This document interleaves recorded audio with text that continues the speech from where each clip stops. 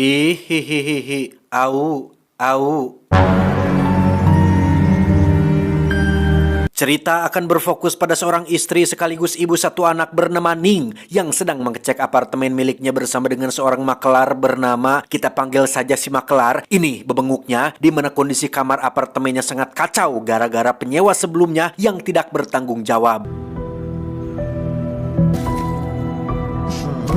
Kondisi keuangan Ning dan suaminya sedang tidak baik-baik saja, sehingga Ning berharap suaminya akan setuju untuk menyewakan rumahnya kepada salah satu kliennya si makelar ini yang sedang butuh tempat tinggal di Thailand dan tinggal di apartemen ini untuk sementara waktu. Dan inilah suami Ning yang bernama Queen dan ada putri kecil mereka yang bernama, kita panggil saja Ina, sedang sarapan telur ceplok sambil menonton televisi. Ning terlihat sedang membujuk Queen agar mau menyewakan rumah ini dan tinggal sementara di apartemen, karena lumayan uang sewa per bulan dari rumah ini bisa mereka gunakan untuk kebutuhan dan simpanan sampai kondisi ekonomi mereka kembali membaik. Namun Queen nampaknya berat harus menyewakan rumah ini kepada orang lain karena selain takut penyewanya orang yang tidak bertanggung jawab, rumah ini juga terlalu banyak menyimpan kenangan berharga yang sulit untuk Queen tinggalkan meski hanya sementara waktu. Karena Win masih belum bisa ikhlas menyewakan rumahnya, Ning berinisiatif untuk melamar pekerjaan dan mengikuti wawancara bersama para pelamar lain yang sebenarnya belum tentu juga pasti diterima. Selesai wawancara, Ning langsung pulang ke rumah yang di situ dia melihat suaminya sedang memegang sebuah buku sambil mengobrol dengan seorang wanita tua yang ternyata adalah kliennya si makelar alias orang yang ingin menyewa rumah ini.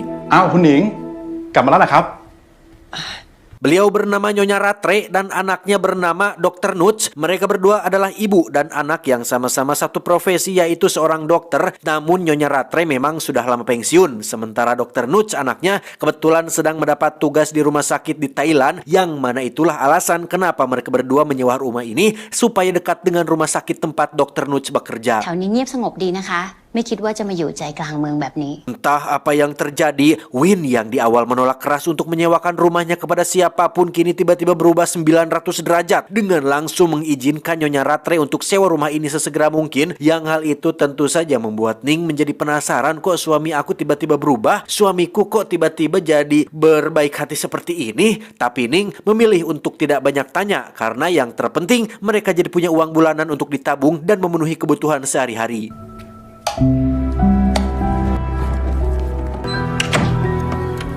Selesai pindahan, Ning pun berpamitan kepada Bibi Pon, seorang tetangga yang rumahnya bersebelahan dengan rumah Ning yang merupakan orang baik yang selama ini sudah dianggap sebagai keluarga sendiri. โชคดีนะลูก Dan inilah kawin kontrak, loh, dan inilah home for rent. Singkat cerita, Ning dan keluarga terlihat sudah berada di apartemen tepat saat Ina putri mereka berulang tahun, di mana Ina nampak kurang suka dengan hadiah yang diberikan oleh ibunya karena Ina sedang suka sekali dengan sebuah boneka bernama boneka Guri yang merupakan karakter jadul yang sudah lama tidak diproduksi lagi. Waktunya istirahat, Ning mengajak sang suami untuk tidur di kamar, namun Win lebih memilih untuk tidur di atas sofa yang di situ Ning tak sengaja melihat buku bersampul merah yang sempat diberikan oleh Nyonya Ratre. Entah buku apa itu, Ning tidak ingin ikut campur urusan suaminya. Ketika Ning sedang menggoda Win untuk melakukan, di situ Ning menemukan tato bergambar semacam segitiga pada dadanya, di mana Win beralasan bahwa tato tersebut dia dapatkan saat sedang minum-minum sambil bermain truth or dare bersama dengan bosnya sepulang kerja.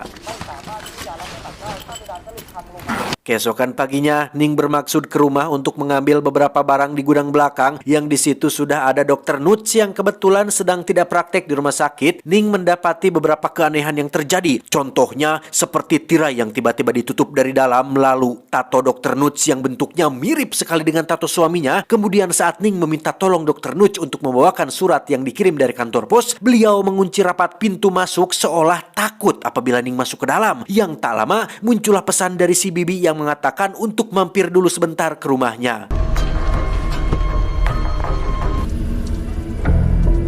นี่ค่ะ ขอบคุณค่ะ Selama beberapa hari mereka tinggal di rumah Ning, si Bibi diam-diam suka memperhatikan dan mengawasi mereka dari kejauhan, di mana beliau menemukan beberapa kejanggalan tidak biasa, seperti Dokter Nuts yang tidak terlihat seperti dokter. Hampir setiap hari dia dan ibunya hanya berdiam diri di dalam rumah tanpa pernah keluar. Lalu ada burung gagak yang sengaja digantung di atas jendela seperti sebuah jimat atau semacam benda-benda yang diperuntukkan untuk ilmu hitam. Namun yang lebih aneh lagi adalah setiap jam 4 pagi mereka selalu bangun, tapi bukan untuk siap-siap sholat subuh, melainkan malah melantunkan sebuah lagu mirip seperti mantra tepat di kamar tidur Ina. Tiba di apartemen, Ning langsung memeriksa database petugas medis untuk memastikan kedokterannya Nyonya Rattray, yang alangkah terkejutnya Ning saat menemukan bahwa nama Nyonya Rattray tidak terdaftar sebagai petugas medis. Namun Win yang baru datang pun langsung memberi faham bahwa Nyonya Rattray sudah lama pensiun, sehingga ada kemungkinan nama beliau sudah dihapus dari database tersebut. Suatu malam saat mereka sedang tertidur lelap, pintu tiba-tiba terbuka sendiri disusul dengan Ina yang terbangun sambil mengatakan bahwa ada seseorang di dalam kamar mereka. Sontak Ning langsung berdiri dan memeriksanya, yang di situ kita akan melihat pintu lemari ujung-ujung terbuka dengan sendirinya, yang ketika Ning periksa, tiba-tiba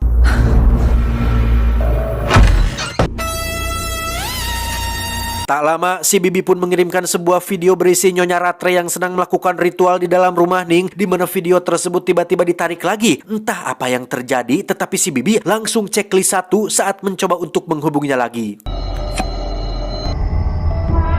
Saat itulah Ning mendengar sesuatu di luar kamar. Dia pun pergi memeriksa dan melihat ada sosok bayangan di bawah pintu yang ketika dibuka, ternyata itu adalah Swin, suaminya, yang mengaku sehabis membuang tikus. Namun anehnya, di tangannya terdapat buku merah pemberian Nyonya Rattray yang karena tak ingin goreng sangka, Ning pun tidak mempersoalkan hal tersebut. Keesokan harinya Ning mendatangi rumah si Bibi, yang di situ justru ada Dokter Nuts mengatakan bahwa si Bibi baru tadi pagi berangkat pulang kampung ke Bangkok, yang hal itu cukup membuat Ning menjadi heran karena setahu dia si Bibi sudah tidak punya sanak saudara di Thailand kecuali anaknya yang berada di luar negeri. Ning pun pulang ke rumah sambil membereskan barang-barang anaknya yang berantakan, yang di situ Ning dikejutkan oleh penemuan boneka Guri yang sudah lama tidak diproduksi lagi. Entah dari mana dan dari siapa dia mendapatkannya. Namun Ning seketika terkejut dan menjatuhkan bonekanya saat tak sengaja membunyikan suara di boneka tersebut. Singkat cerita, malam pun tiba. Tepat jam 3:45, Ning dibangunkan oleh suara suaminya di luar, yang ketika diperiksa, Win terlihat sedang sibuk mengambil buku merahnya dari dalam tas dan bermaksud untuk pergi keluar. Namun Win nampaknya menyadari akan Ning yang sedang mengawasinya, sehingga dia langsung kembali tidur. Saat Ning akan kembali ke ranjang itulah, dia melihat ke arah cermin yang di situ ada sosok yang berada tepat di samping Ina. Namun saat dilihat langsung, tidak ada siapapun di sana dan keesokan paginya Ning melihat ada tanda goresan pada tubuh Ina dengan bentuk yang mirip sekali dengan tato yang dimiliki oleh Win dan Dokter Nuts. Curiga dengan perilaku suaminya yang semakin hari semakin aneh saja, Ning pun bangun tepat pukul 3:44, yang di situ dia mendapati Win membawa buku merah dan keluar dari apartemen menuju ke lantai paling atas di gedung ini.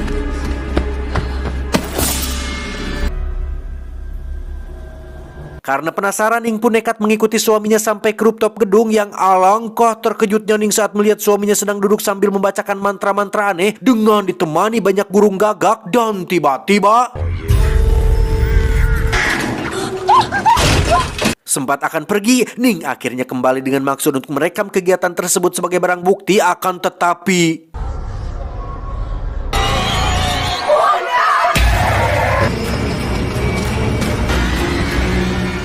keesokan paginya, Ning yang penasaran dengan isi buku merah itu pun memutuskan untuk mengambilnya secara diam-diam, yang ketika sudah berada di kamar mandi, Ning tidak melihat ada satu tulisan pun di dalam buku tersebut, di mana saat Ning akan menyembunyikan buku itu di dalam lemari, alangkah terkejutnya dia saat melihat ada berbagai benda aneh macam perlengkapan dukun yang entah untuk apa maksudnya. Siang harinya saat akan menjemput Ina di sekolah, Ning melihat ada Nyonya Rattray sedang bersama Ina yang tengah menempelkan buku merah tepat di wajahnya, persis seperti apa yang dilakukan Win saat subuh tadi. Namun saat dihampiri, Ina mengaku bahwa dari tadi dia hanya sendirian, sehingga Ning yang merasa ini semua sudah mulai tidak betul pun memutuskan untuk pulang ke rumah orang tuanya sambil membawa serta Ina bersamanya.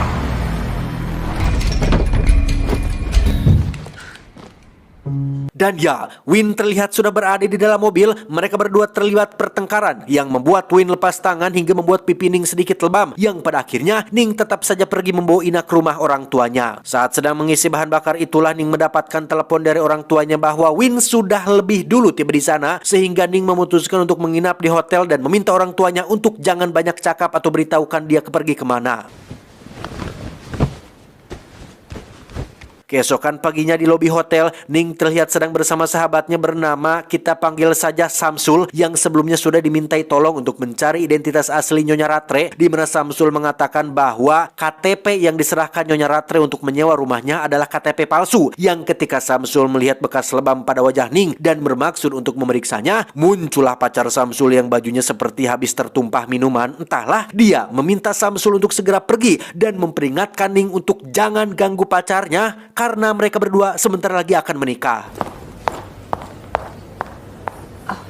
Saat akan kembali ke kamar, Ning benar-benar dibuat panik saat Ina sudah tidak ada di sana. Seorang housekeeper mengatakan jika Ina baru saja pergi bersama ayahnya, sehingga Ning langsung meluncur menuju kamar apartemennya, yang di situ dia menemukan hal aneh lain. Saat wristband yang dipakainya untuk tidur selama ini terdapat lambang yang sama dengan bentuk tato yang sering dilihatnya akhir-akhir ini.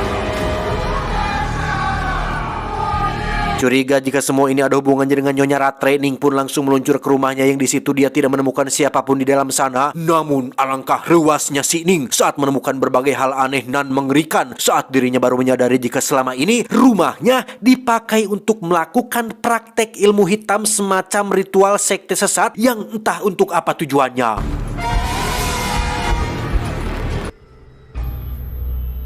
Rupanya Nyonya Ratre sudah pindah tanpa izin dari kemarin sore. Ning meminta bantuan si Maklar untuk mengantarkannya ke tempat tinggal barunya yang katanya tidak jauh dari sini. Yang ketika si Maklar sedang mencoba menghubungi beliau, Ning tak sengaja melihat tato pada lengan si Maklar bentuknya sama dengan lambang sesat, sehingga Ning yang curiga pun berpura-pura mual agar si Maklar menghentikan mobilnya, sehingga Ning punya kesempatan untuk merebut mobil tersebut. Ternyata tato pada lengan si Maklar adalah tato biasa berbentuk diamond, sehingga Ning akhirnya lega setelah mengetahui bahwa si Maklar baik orang baik atau tidak terlibat dengan mereka semua. Namun saat akan membuka kunci pintu, Ning menemukan buku merah yang persis sama dengan yang dimiliki suaminya, dan tiba-tiba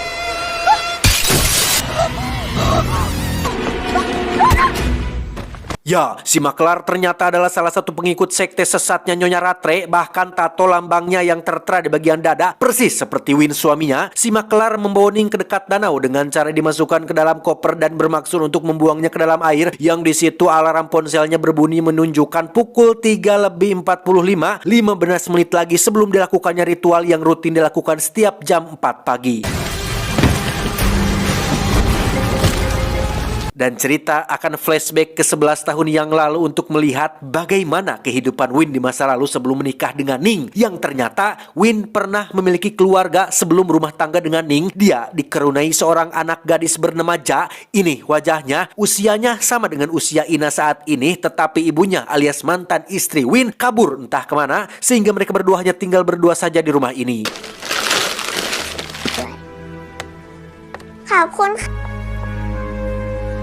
Di pagi itulah terjadi insiden mengenaskan sekaligus menyedihkan saat Win menyuruh Ja untuk mandi pakai air hangat, di mana Ja sempat bertanya, emangnya papa udah benerin pemanas airnya ya? Win pun menjawab, sudah dong, ayah kan punya gelar insinyur. Si Ade pun atau si Ja pun mandi dengan menyalakan pemanas airnya, yang tanpa Win sadari si Ade tewas akibat tersengat listrik gara-gara Win yang keliru saat memperbaiki pemanasnya, sehingga Win yang merasa bersalah pun nampak masih belum bisa menerima kepergian putri tercintanya.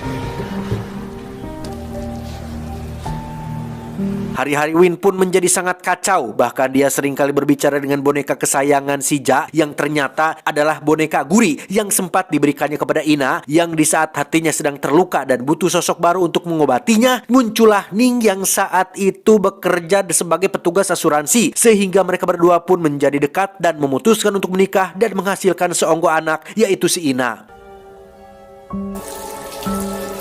11 tahun berlalu tepat saat Ina sudah lahir dan sudah besar, Win seringkali melihat Ina berbicara sendiri dengan sosok yang tak terlihat yang diyakininya sebagai arwahnya Sija atau anaknya, almarhum anaknya. Itulah yang membuat Win merasa berat sekali menyewakan rumah ini kepada orang lain karena terlalu banyak kenangan berharga saat sedang bersama putri lamanya. Namun ketika bertemu dengan Nyonya Rattray di hari pertama saat beliau menginjakan kaki di rumah ini, Win menyadari jika Nyonya Rattray punya kemampuan untuk berkomunikasi dengan arwah dan makhluk goib, yang hal itu dibuktikan saat beliau bisa mengetahui tentang kronologi tewasnya jadi kamar mandi, sehingga ketika Win meminta tolong Nyonya Rattray untuk bagaimana caranya agar diriku bisa bertemu lagi dengan arwah putriku, Nyonya Rattray memberikan sebuah buku merah sebagai solusinya, sekaligus menyuruhnya untuk temui dia lagi apabila ingin bisa melihat almarhum putrinya tersebut.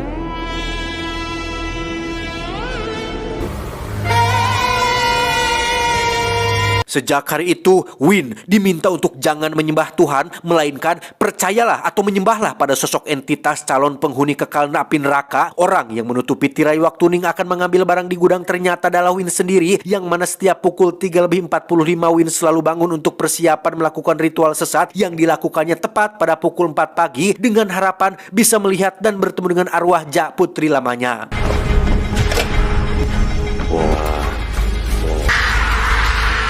Nyonya Rattray mengatakan bahwa kemunculan gagak tersebut adalah pertanda bahwa arwah Ja putrinya sudah waktunya untuk pergi ke alam lain, di mana Win yang tidak ingin kehilangan kesempatan untuk bertemu kembali pun memohon sambil menangis agar Nyonya Rattray mencari cara untuk bagaimana arwah Ja tidak jadi pergi, yang pada akhirnya Nyonya Rattray memberikan solusi dengan menjadikan tubuh Ina sebagai cangkang untuk arwah Ja bisa bersemayam, dan menurutnya itu cara paling aman karena Ina tidak akan merasakan perubahannya.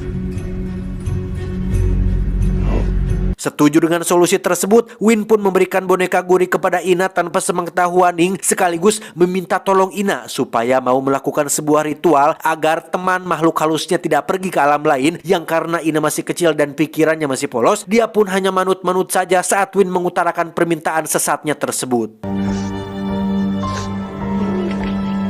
Dari situ Win mulai melakukan apapun yang diperintahkan oleh Nyonya Rattray, seperti menggambar simbol sesat di ranjang tidur Ina menggunakan darah bagong, kemudian melakukan ritual jam 4 pagi tepat saat Ning mengikutinya dari belakang, yang pada saat itu Win akhirnya berhasil mencapai level kesesatan luar biasa ketika setiap lembaran buku yang tadinya kosong seketika menjadi muncul bacaan mantra, dan Win secara tak terduga mampu melakukan astral projection atau clairvoyance yang membuat roh atau arwahnya keluar dari tubuh fisiknya sendiri. Keesokannya Nyonya Rattray memberitahu bahwa Win sudah dekat dengan tahap akhir pemindahan arwah Ja ke dalam tubuh Ina, yang mana diperlukan 3 tanda pada tubuh Ina supaya ritualnya bisa berhasil. Tanda pertama sudah Ja buat sendiri tepat di bagian bawah leher Ina, yang juga sempat dilihat oleh Ning di adegan tadi. Tanda kedua harus Nyonya Rattray sendiri yang buat, dan tanda ketiga dan terakhir harus dilakukan oleh Win saat nanti ritual terakhir akan dilakukan. Waktu ketika Ning menjemput Ina di sekolah dan melihat Nyonya Rattray ada di sana, ternyata bukanlah hanya halusinasi semata, melainkan memang benar-benar terjadi. Aduh, astagfirullah. Maaf ya teman-teman, saya habis makan tadi. Sumpah demi Allah, habis makan, maaf gak sopan. Aduh, sampai mana tadi ya? Waktu ketika Ning menjemput Ina ke sekolah dan melihat Nyonya Rattray ada di sana, ternyata bukanlah halusinasi, melainkan memang benar-benar terjadi. Tumpahan minuman pada baju calon istrinya si Samsul ternyata juga terjadi akibat Win yang sedang terburu-buru menjemput Ina dari hotel, di mana Win membawa Ina pergi ke rumahnya untuk diserahkan kepada Nyonya Rattray untuk dilakukan tahap terakhir dari ritual pemindahan arwah ini.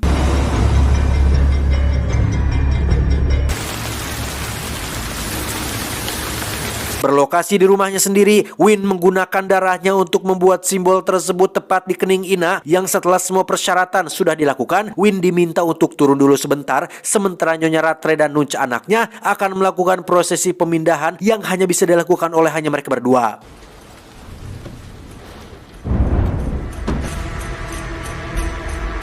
Saat turun ke bawah itulah Win melihat ada bayangan di luar rumah yang semakin lama diperhatikan bayangannya semakin besar, dan ternyata itu hanyalah si Bibi yang entah dari mana dan mau apa, yang ketika Win sedang mencoba menanyakannya, tiba-tiba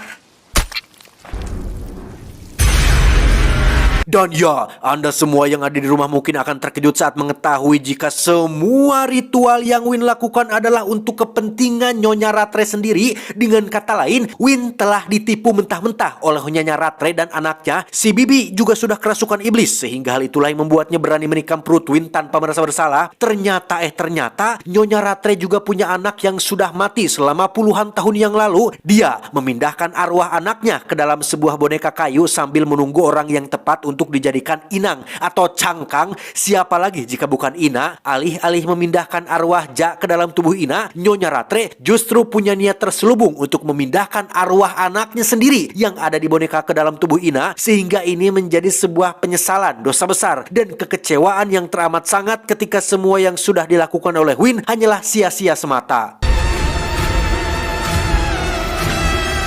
Dan sekarang saatnya mari kita beralih ke sudut pandang Nyonya Ratre tentang bagaimana kronologi awal beliau memilih Ina sebagai cangkang untuk arwah anaknya. Semua dimulai dari informasi salah satu pengikut Nyonya Ratre, siapa lagi kalau bukan si Kehed Simaklar, yang mendapat selentingan kabar bahwasannya Ina punya indera keenam yang mampu berkomunikasi dengan arwah orang mati. Yang setelah Nyonya Ratre memastikannya, mereka bertiga pun menyusun rencana untuk bagaimana supaya Nyonya Ratre bisa masuk ke dalam kehidupan keluarga Win. Dimulai dengan sengaja mengacak-acak apartemen milik Ning yang memang dipercayakan kepada si Maklar, sehingga di tengah ekonomi sulit yang sedang dialami keluarganya, mau tidak mau Ning tidak bisa menjual apartemen ini, dan satu-satunya cara untuk masalah itu adalah dengan menyewakan rumah mereka kepada Nyonya Ratre dan tinggal di apartemen ini untuk sementara waktu. Saat sudah berada di rumah ini, Nyonya Ratre harus menghadapi masalah lain, yaitu arwah Ja alias almarhum putrinya Win yang masih berkeliaran di rumah ini, sehingga beliau menggunakan boneka guri sebagai benda untuk mengurung arwahnya di dalam sana. Tepat pada malam saat Ina mendapatkan tanda pertama pada tubuhnya, itu merupakan perbuatan Nyonya Ratre dan para pengikut yang melakukan ritual untuk membebaskan anaknya dari dalam boneka kayu tersebut, yang ketika mantra mulai dibacakan, tiba-tiba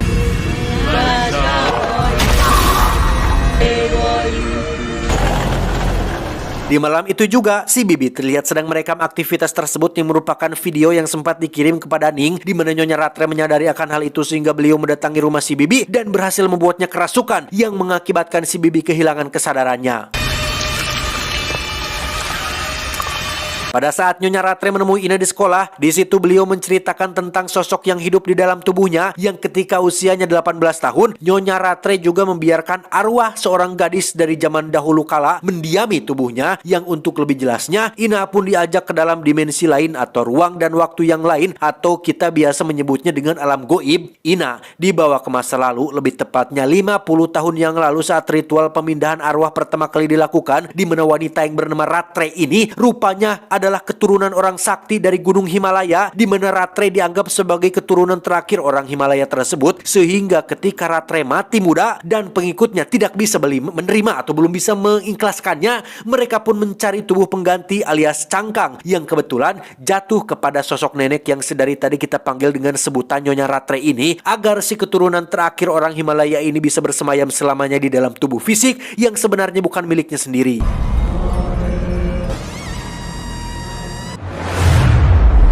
Kembali ke waktu normal, Samsul yang berniat untuk membunuh Ning pun sempat teralihkan perhatiannya ketika mendengar suara alarm yang berasal dari ponsel milik Ning, yang ketika dia sedang membuangnya ke danau, Ning tiba-tiba sudah menghilang dari dalam koper, di mana Samsul akhirnya tewas dengan ditusuk menggunakan gunting tanaman. Yang di situ Ning mengambil alih ponselnya dan berpura-pura menjadi Samsul untuk mengetahui di mana Ina berada saat ini.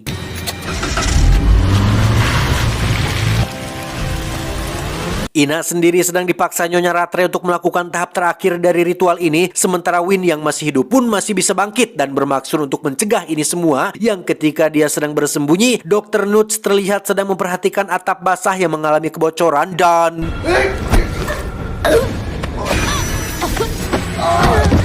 Pada akhirnya, Win pun tewas kehabisan darah setelah Dr. Nuts menekan luka tikaman si Bibi, di mana Ning sendiri baru saja tiba dan langsung memasukkan beberapa tabung gas ke dalam microwave, sehingga terjadi ledakan yang diharapkan akan mengganggu jalannya ritual ini. Dan ya, Nyonya Rattray tetap saja fokus pada ritualnya bersama dengan arwah para pengikutnya, di mana saat Dr. Nut sedang memastikan api di bawah, Ning dengan palu di tangan pun langsung naik ke atas untuk menyelamatkan Ina dan mencoba untuk menghantam kepala Nyonya Rattray. Akan tetapi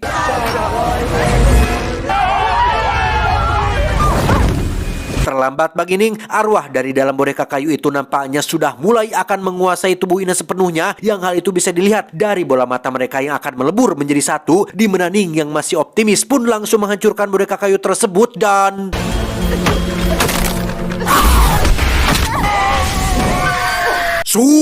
Ning berhasil menghancurkan si arwah untuk selamanya, di mana sekarang dia harus menghadapi Nyonya Rattray dan Dr. Nut yang perlahan berkat. Namun tiba-tiba atap basah yang mengalami kebocoran pun runtuh di waktu yang tepat, sehingga membuat mereka berempat jatuh dan tertimpa reruntuhan. Tak lama, Ina pun bangun dan langsung memindahkan beberapa barang yang menimpa Dr. Nut. Sekejap, Nyonya Rattray senang dan tersenyum kecil karena mengira arwah anaknya sudah berhasil masuk ke dalam tubuh Ina. Namun alangkah terkejutnya beliau saat melihat Ina mengambil sebatang besi dan menusuk kepala Dr. Nut dengan begitu kejamnya. Dan ya, ternyata sesaat sebelum Win mati, dia masih sempat menggambar tanda pada boneka gurih milik Ja, yang mana seperti sudah saya jelaskan bahwa tanda tersebut merupakan poin penting dalam ritual ini, sehingga Ja berhasil keluar dari kurungannya dan masuk ke dalam tubuh Ina sesuai permintaan ayahnya.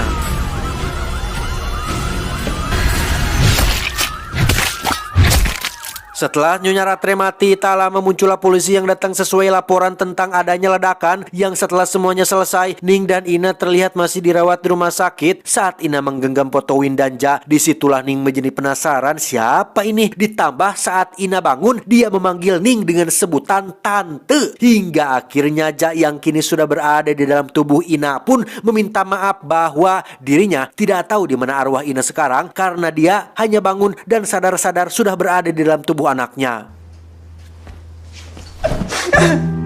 Beberapa hari berlalu, kini keduanya tinggal di rumah orang tua Ning dengan Ja yang tetap dianggap sebagai anak sendiri. Bahkan saat Ning sedang mengantarkan Ja ke sekolah menggunakan sepeda, Ning mengambil tangan Ja untuk dilingkarkan ke tubuhnya, pertanda bahwa Ning sudah pasrah dan tawakal dengan nasib dirinya yang memang begini adanya.